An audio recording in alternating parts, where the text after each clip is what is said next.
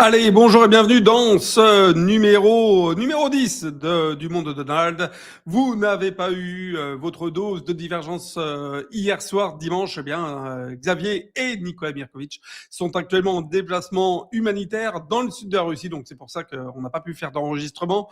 Donc, on se retrouve avec un petit Le monde de Donald pour patienter jusqu'au week-end prochain. La semaine dernière, vous avez eu le plaisir de retrouver Nicolas Mirkovic dans ce 9e épisode du monde de Donald. Pardon. Aujourd'hui, on va vous parler de quoi? On va vous parler d'Iran, bien entendu. On va vous parler du médical aux États-Unis. On va vous parler du scandale de l'affaire du pape aux États-Unis qui défraie la chronique avec les interventions de Donald Trump. On va vous parler de la loi FISA. Restez bien dans la ligne. Et puis, bien entendu, on vous parlera de J.D. Vance, plus impopulaire que jamais. Allez, concernant l'Iran, premier sujet, donc vous voyez, c'est Marjorie Taylor Greene, l'ancienne congresswoman du mouvement MAGA, qui l'explique mieux. Le détroit d'Ormuz, il est ouvert, il est fermé, il est ouvert, il est fermé. On n'en sait rien, ça change quasiment tous les jours avec Trump, qui voulait faire un blocus du blocus, qui finalement a été ravi que trois tankers iraniens, franchissent le détroit, probablement à destination de la Chine. Donc vous voyez, très dur de s'y retrouver. Alors, pendant ce temps, au Congrès, eh bien, on essaye de faire passer des lois.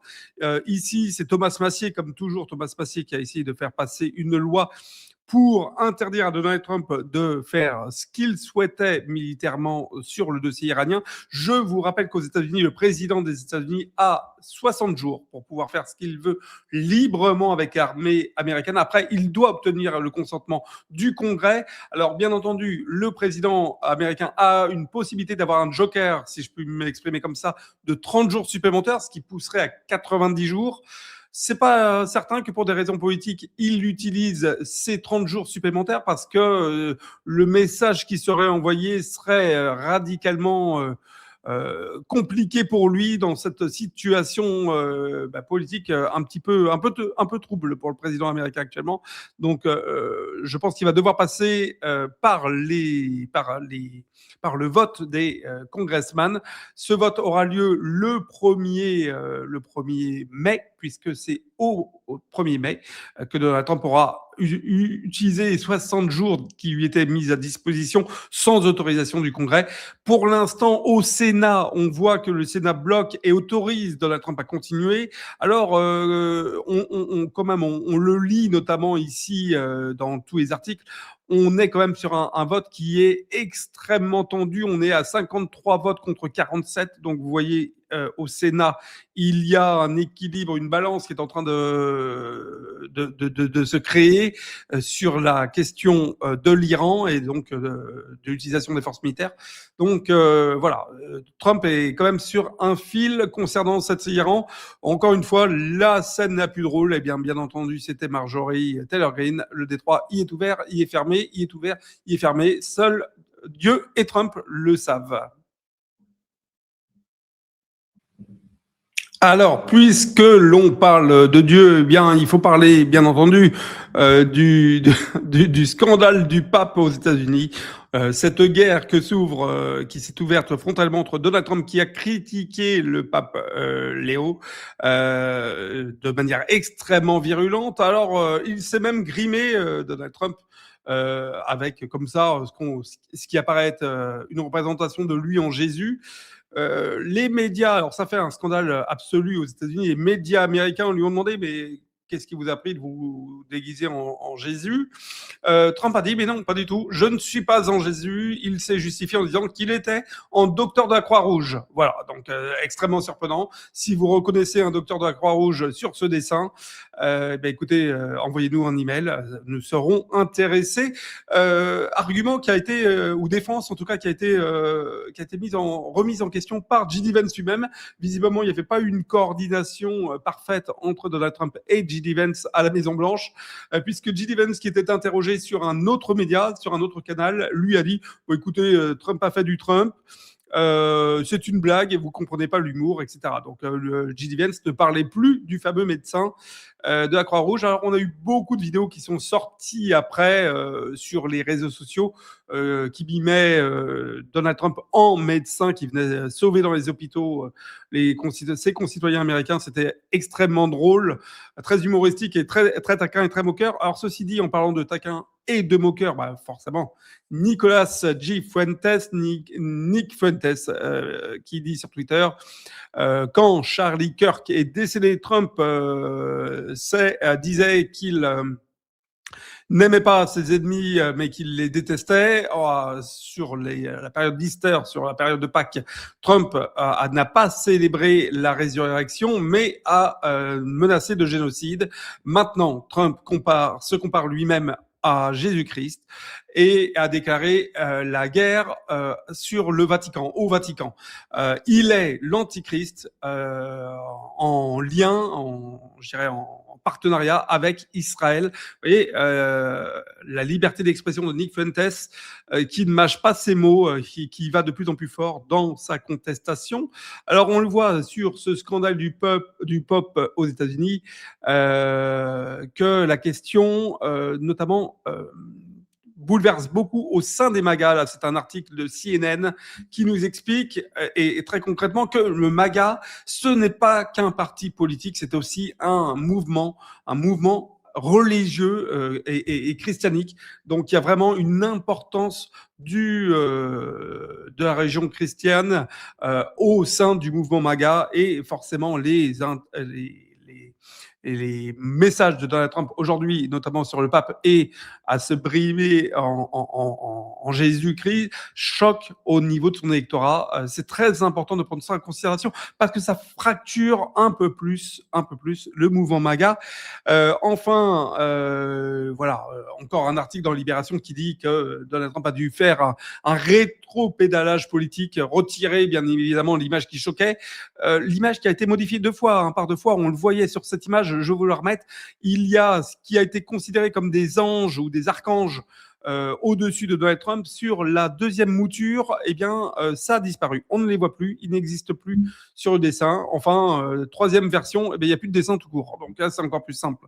Le message de Tucker Carlson qui a dit l'Amérique, la religion traditionnelle et civile aux États-Unis est désormais celle d'Israël, donc le judaïsme. La Christianity, donc le mouvement chrétien sans le Nouveau Testament. Et voilà, il considère, Tucker Carlson, que c'est encore une trahison du président Donald Trump. En même temps, voilà, ce qui se dit aux États-Unis, ce qui se pose comme question, c'est la question de est-ce que Donald Trump est encore un catholique, un Christian en américain. Voilà, on parle beaucoup de sa potentielle conversion au judaïsme. On pose la question véritablement d'une potentielle conversion au judaïsme de Donald Trump. On fait remarquer, vous le voyez sur cette photo, que lors de sa première investiture, il avait prêté serment en posant sa main sur la Bible, que ce n'a pas été le cas en janvier dernier. Ça avait échappé à tout le monde, à nous les premiers. On ne l'avait pas vu. Effectivement, lors de sa deuxième prise de pouvoir à la Maison-Blanche en janvier, lors de sa prestation de serment, il n'avait pas posé la main sur la Bible. Je rappelle que dans l'entourage de Donald Trump, on parle notamment des interlocuteurs qui prétendument agissent pour la paix en Iran. Je parle de Kushner, je parle bien entendu de son autre collaborateur, j'ai un trou de mémoire sur son nom à l'instant même, qui sont effectivement de confession juive. Donc, il y a beaucoup d'interrogations qui se passent sans même remettre une pièce dans le jukebox de l'affaire Epstein, où Donald Trump pose véritablement interrogation. Voilà, c'est la dernière message. J.D. Vance, qui a publié, alors ça c'est Dick Fuentes qui dit bullshit, on pourrait dire en traduction en français, dire de la merde, excusez-moi du terme, sur la conversion au catholicisme de Trump, et qui se défend en fait de blasphémer contre le Christ. et d'attaquer les catholiques, l'Église catholique. Voilà. Il dit, notamment Nicolas Fuentes, que Trump ou J. Vance, c'est pas très clair dans son message, ne croient en rien du tout. They believe in nothing. Voilà un petit peu pour le Popgate aux États-Unis. Maintenant, on passe à la suite. Allez, on va revenir maintenant sur le national et la fameuse loi FISA. Alors, voici le tweet de Donald Trump. On était en 2024, on était en octobre 2024. Il disait, Donald Trump, il faut tuer FISA. Ça a été de manière illégale utilisé contre moi et contre de nombreux autres Américains. Ils m'espionnent, notamment ils espionnent ma campagne. Donald J. Trump, eh bien, qu'est-ce que c'est que la FISA? C'est la Foreign Intelligence Surveillance Act. C'est une loi en fait, américaine qui a été adoptée en 78 et qui permet d'encadrer la surveillance électronique des Américains. C'est une collecte de renseignements pour des raisons de sécurité nationale, donc terrorisme ou autre. Elle autorise notamment les écoutes secrètes et voilà. C'est une loi donc qui était complètement inique et qui était complètement contestée par Donald J. Trump. Vous le voyez en octobre 2024. Eh bien, c'est fini, puisque Candace Owen, notamment, en parle dans son dernier tweet. Elle dit que désormais, Donald Trump explique aux MAGA qu'ils doivent être d'accord pour sacrifier leurs droits personnels pour la surveillance de l'État et la protection de l'État. Bien entendu, c'est un scandale absolu côté MAGA, puisque vous savez que le mouvement MAGA repose sur justement une plus grande liberté, notamment d'expression. Enfin, sur cette loi FISA sur laquelle Donald Trump demande désormais, maintenant, qu'elle soit renforcée, assez curieusement, voilà. Thomas Massier, toujours lui, dit qu'il a été la nuit dernière à 2 heures du matin, qu'ils ont tenté deux fois, les membres du gouvernement, de faire passer cette mauvaise version. Alors mauvaise, ce sont les propos de Thomas Massier, cette mauvaise version de la modification de la loi FISA, FISA, voilà, si vous voulez vous renseigner sur Internet sur cette loi. Les deux tentatives ont été recalées effectivement par le Congrès, donc ça c'est une très bonne chose. Mais il dit bien Thomas Massier que effectivement côté américain, côté gouvernement américain, pardon, bien entendu, ils vont tenter de repasser cette loi, cette modification de loi dans les jours à venir, donc à suivre. Allez, on va vous parler un petit peu de santé publique aux États-Unis. Vous le voyez, c'est Erika Schwartz qui vient d'être nommée à la CDC. Alors, la CDC, qu'est-ce que c'est? C'est le Center of Disease Control and Prevention. C'est une agence fédérale, en fait, qui est chargée de la santé publique aux États-Unis. Alors, qui est-elle? C'est une ancienne médecin militaire, comme vous le voyez sur cette photo. Elle était contre-amiral, notamment. Elle a été députée au Surgeon General de la santé publique des États-Unis. C'est une personne qui interroge, en fait, tout simplement, puisque bon nombre de MAGA considèrent qu'Erika Schwartz était pro-vaccin durant la période Covid. Donc, forcément, qu'elle intègre notamment les services de santé publique américains et qu'elle soit en lien avec Donald Trump alors qu'elle était pro-Covid, pro-vaccin, pardon. C'est quelque chose qui renforce cette fracture avec le mouvement MAGA. Trump qui, dans le même temps, a reçu Joe Rogan. Alors, Joe Rogan, lui, c'est pareil. Double jeu, double standard. Joe Rogan qui était extrêmement critique de la politique de Donald Trump ces derniers jours, ces dernières semaines. Eh bien, là, on le voit juste derrière Donald Trump, notamment avec RFK, à côté de lui, Robert Fitzgerald Kennedy. Voilà, qui est le ministre de la Santé, si on veut le schématiser pour nous, Français. Et ils sont ici reçus dans le cadre notamment d'un programme sur le traitement ou en tout cas pour combattre les addictions, les drogues aux États-Unis. Est-ce que Joe Rogan quand même s'est prêté de bon cœur? Est-ce que Joe Rogan fait un revirement et revient vers Donald Trump? On le sait, Joe Rogan, ce n'est pas celui des influenceurs et des youtubeurs MAGA qui a été le plus virulent. Il a tenu une ligne qui était quand même assez assez light en contestation de Donald Trump. Donc pourquoi pas pour Joe Rogan revenir. On le verra dans les semaines à venir. Allez, on va finir cette dernière minute du monde de Donald numéro 10. Bien entendu, si vous avez aimé cette vidéo, n'oubliez pas de faire un petit j'aime, s'il vous plaît, sur la vidéo, de la partager même avec vos amis. Bien entendu, de vous abonner à la chaîne. Vous voyez, c'est noté en haut à droite d'activer la cloche pour avoir les notifications sur nos précédents ou sur nos futurs programmes, pardon. Je rappelle, dans nos précédents programmes, vous avez pu suivre samedi Xavier Moreau en duo avec Alain Soral, qui nous parlait de Donald Trump est-il un modèle pour la France. Donc j'espère que ça vous a passionné. 2 heures de débat entre Alain Soral et Xavier Moreau. Écoutez, ça se refuse pas. Donc n'hésitez pas à retourner à notre vidéo. Et puis bien entendu, si vous voulez soutenir notre chaîne, vous le voyez, il y a la possibilité de faire un don soit par le QR code, donc vous activez avec votre téléphone, vous activez le mode appareil photo, vous filmez ou enfin en tout cas vous activez, vous regardez avec votre œil de caméra photo le QR code, ça va ouvrir un lien pour accéder à. Alors vous pouvez nous payer sur PayPal, vous pouvez nous faire une donation sur Stripe, donc tout est assez simple. Et puis enfin, bien entendu, vous pouvez faire même des donations désormais grâce à YouTube directement avec votre compte utilisateur YouTube. Et, cette dernière minute, effectivement, qui va être plutôt consacrée au vice-président Jill Evans. Jill Evans qui a été particulièrement moqué par Nicolas Fuentes. Jill Evans qui vit une semaine compliquée. Hein. Il était en déplacement dans un meeting organisé par Erika Kirk, l'épouse de Charlie Kirk, pour le compte de l'association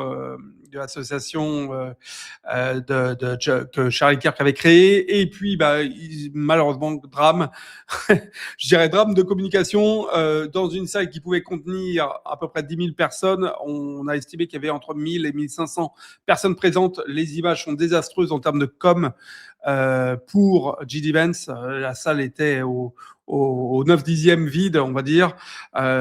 C'est pas très positif. L'épouse de Charlie Kirk, Erika Kirk, n'est même pas venue. Alors elle a prétexté des problèmes de sécurité sur sa personne.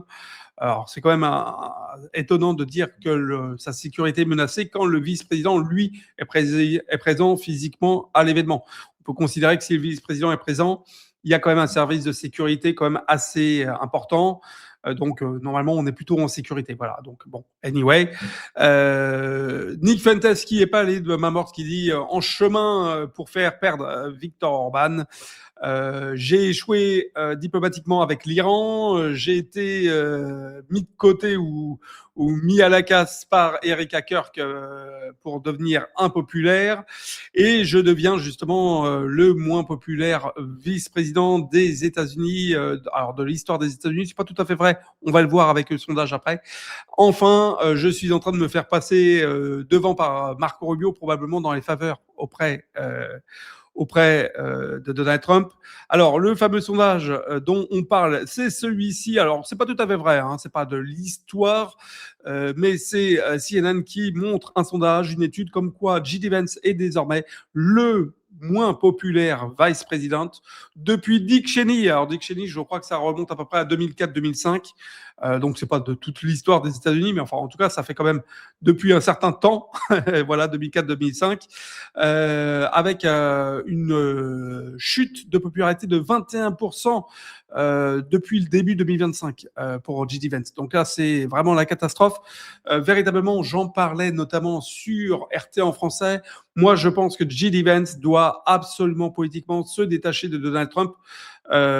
C'est la seule solution pour lui de pouvoir peut-être, c'est même pas sûr, mais en tout cas de pouvoir avoir une chance de pouvoir être le leader tête d'affiche du côté des Republicans pour les prochaines élections qui auront lieu en 2027 ou 28, voilà, côté américain. Donc en tout cas, je pense que politiquement, J.D. Vance, maintenant, il faut qu'il se détache un petit peu du mouvement Donald Trump parce que ça se passe mal. Alors, on va bien entendu revenir sur et finir sur cette histoire de Old MAGA, New MAGA. Bah voilà, c'était parodie qui circule. Old MAGA, c'était pas de guerre, assécher le marais, voilà, notamment des dépenses superflues aux États-Unis. Permettre de s'acheter une maison pour les Américains, investir dans les infrastructures aux États-Unis, réduire les coûts de la santé aux États-Unis, baisser l'inflation et la dette nationale, fermer les frontières. Le New MAGA, tel qu'il est présenté aujourd'hui par les MAGA déçus, c'est des guerres sans fin au Moyen-Orient, c'est des Américains qui meurent pour un grand Israël, un projet de grand Israël, c'est la banqueroute aux États-Unis, et puis c'est un AIPAC, on parle souvent de l'AIPAC, cette organisation de lobby et d'influence à l'étranger qui est powerful, donc qui est puissant. Voilà un petit peu tout ce qui est critiqué. Et le mot de la fin, il est signé Nicolas Fuentes. Nicolas Fuentes en 3 mots, en finalement moins d'une dizaine de lettres, et il a clôturé la question. Il dit MAGA is dead. Les amis, on se retrouve semaine prochaine, donc dans un 11e épisode du Monde de Donald, en espérant pour le président américain que les choses aillent un peu mieux. Pour l'instant, c'est pas terrible. You didn't get a wall.